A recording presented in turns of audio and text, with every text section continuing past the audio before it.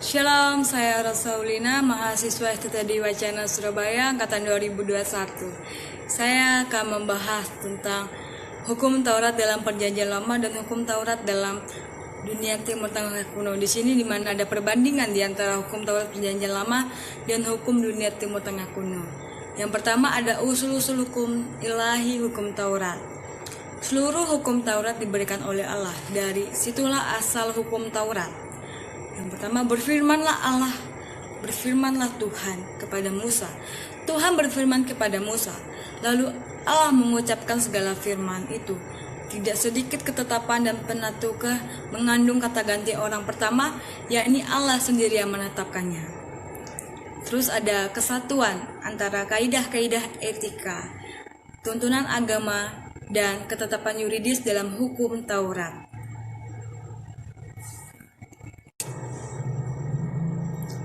Di Timur Tengah kuno, hukum-hukum hanya membahas perkara-perkara hukum perdata dan hukum pidana. Sedangkan soal-soal moral atau etika serta soal agama diserahkan ke cabang literatur yang lain-lain dalam hukum Taurat, di mana ketetapan yuridis tidak dapat dipisahkan dari kaidah-kaidah dan etika agama. Jadi hukum pidana dan hukum perdata itu tidak termasuk soal-soal moral, etika atau serta soal agama, karena itu akan diserahkan ke cabang literatur. Sedangkan yang lainnya adalah ketetapan yuridis yang tidak dapat dipisahkan. Dan di sini ada kaidah-kaidah etika dan agama. Di sini ada dua jenis tentang unsur agama dan unsur etika atau moral, tetapi mempunyai arti atau dalam hukum Taurat. Unsur agama dalam hukum Taurat nampak melalui larangan terhadap penyembahan berhala, sedangkan unsur etika atau moral dalam hukum Taurat nampak melalui larangan terhadap perzinahan. Jadi Timur Tengah kuno raja menjadi sumber, bukan Allah. Kalau di Israel raja tidak pernah diberi kuasa untuk menetapkan hukum, melainkan raja sendiri harus patuh terhadap hukum yang diberikan Allah sama seperti rakyatnya. Di sini juga dikatakan bahwa unsur menasihati dan menegur dalam hukum Taurat adalah unik. Hukum-hukum dalam Perjanjian Lama sering dikaitkan dengan motivasi rohani, dan hukum-hukum dalam hukum Taurat tidak dikuasai bertualitas. Menurut hukum Taurat, hukum mati diberlakukan pada penyembahan berhala, orang yang berilmu sihir dan arwah, menghujat nama Tuhan, dan tidak menguruskan hari Sabat.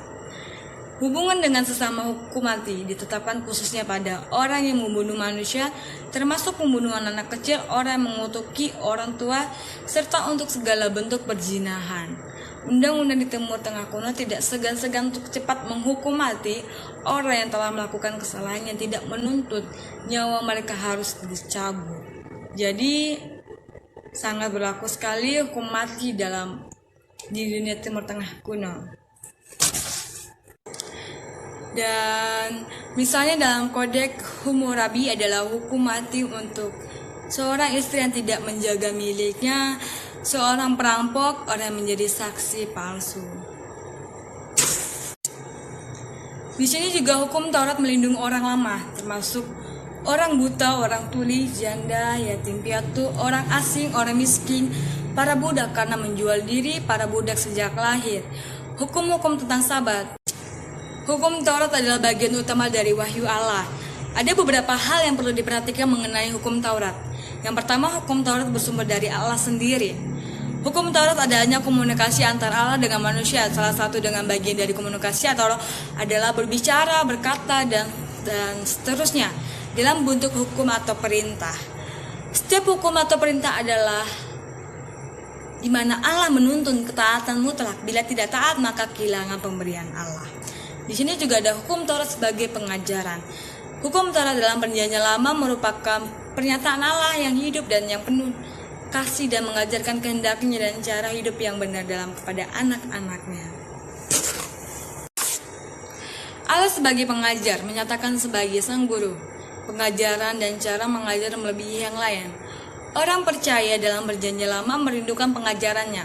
Orang Lewi dalam para iman sebagai pengajar diamanahkan oleh Allah sendiri untuk tugas mereka, memberi petunjuk atau putusan dalam perkara yang sukar. Allah memberi kemampuan mengajar dan para nabi sebagai pengajar, dan di sini juga ada isi hukum Taurat.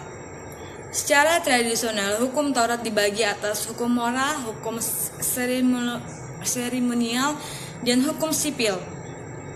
Di sini ada hukum moral, hukum seremonial, dan hukum sipil, dan tiga terkait ini adalah termasuk isi hukum Taurat. Ada sementara pendapat yang mengatakan bahwa pada masa Perjanjian Lama keselamatan diperoleh melalui ketaatan kepada hukum Taurat. Pernyataan kasih ini nyata dalam tindakannya serta firman dan janjinya, khususnya riwayat keluaran Israel dari Mesir mengungkapkan hal hubungan antara penyelamatan dengan hukum Taurat dalam Perjanjian Lama. Hukum Taurat tidak berdiri pada awal Perjanjian Lama, melainkan baru diwahyukan secara lengkap. Setelah pribadi-pribadi serta bangsa Israel seluruhnya mengalami bagaimana Allah menyelamatkan mereka, bergaul dengan mereka dan memelihara bangsa Israel beratus-ratus tahun lamanya.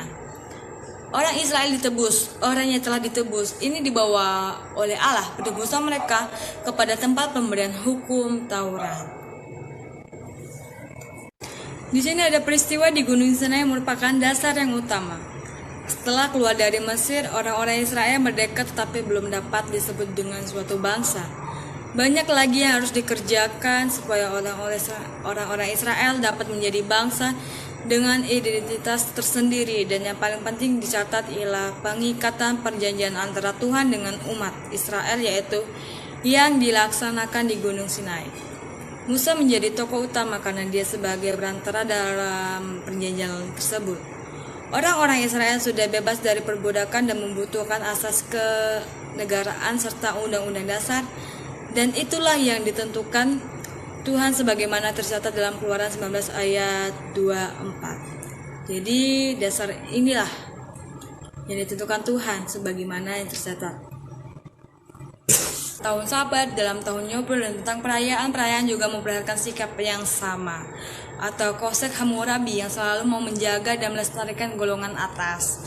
Di sini juga hukum Taurat tidak membedakan hukum menurut kelas atas dan hukum tingkat sosial. Suatu hukum berlaku baik untuk orang merdeka maupun yang Buddha. Demikian juga untuk orang Israel asli dan orang asing. Di Timur Tengah kuno, pelaksanaan hukum biasanya bergantung pada status sosial seseorang. Kode H2003. Di sini kalau seorang penduduk menampar pipi penduduk lain, ia harus dibayar 1 mian perak. Sedangkan kalau seorang budak menampar pipi seorang penduduk, maka telinganya akan dipotong. Di sini ada peristiwa di Gunung Sinai yang merupakan dasar yang utama. Setelah keluar dari Mesir, orang-orang Israel merdeka tetapi belum dapat disebut dengan suatu bangsa. Banyak lagi yang harus dikerjakan supaya orang-orang Israel dapat menjadi bangsa dengan identitas tersendiri, dan yang paling penting dicatat ialah pengikatan perjanjian antara Tuhan dengan umat Israel, yaitu yang dilaksanakan di Gunung Sinai. Musa menjadi tokoh utama karena dia sebagai perantara dalam perjanjian tersebut. Orang-orang Israel sudah bebas dari perbudakan dan membutuhkan asas kenegaraan serta undang-undang dasar, dan itulah yang ditentukan Tuhan sebagaimana tercatat dalam Keluaran 19 ayat 24. Jadi dasar inilah yang ditentukan Tuhan sebagaimana yang tercatat. Dan di sini juga ada kesimpulan dalam pembahasan sudah saya jelaskan untuk saudara-saudara semua. Di sini hukum Taurat bersumber dari Allah sebagai bentuk komunikasi antara Allah dengan manusia, ya, yang seperti saya jelaskan tadi bahwa komunikasi antara Allah dengan manusia menuntut ketaatan mutlak. Bila tidak taat akan kehilangan segala janji atau pemberian Allah.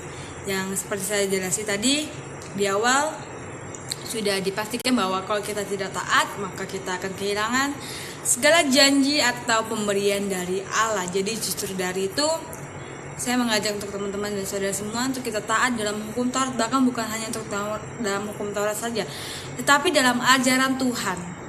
Apa yang Tuhan ajarkan dalam kehidupan kita harus taat dan kita harus setia dalamnya. Tetapi tanpa disadari, hampir seluruh dunia menggunakan hukum Taurat sebagai dasar dari perintah yang harus dilakukan agar tetap ada kesejahteraan bagi masyarakat. Tetapi tanpa disadari, hampir seluruh dunia menggunakan hukum Taurat sebagai dasar dari perintah yang harus dilakukan agar tetap ada kesejahteraan bagi masyarakat. Sekian dari saya, terima kasih untuk semua teman-teman yang sudah memperhatikan, sudah menyempatkan waktunya untuk mendengarkan penjelasan dari saya tentang hukum Taurat. Jika teman-teman ingin lebih mendalami tentang hukum Taurat, dan boleh saja teman-teman melihat langsung dalam internet yang saat ini sudah meluas, yang sudah sangat canggih, yang sudah sangat lengkap. Sekian dari saya, terima kasih, shalom.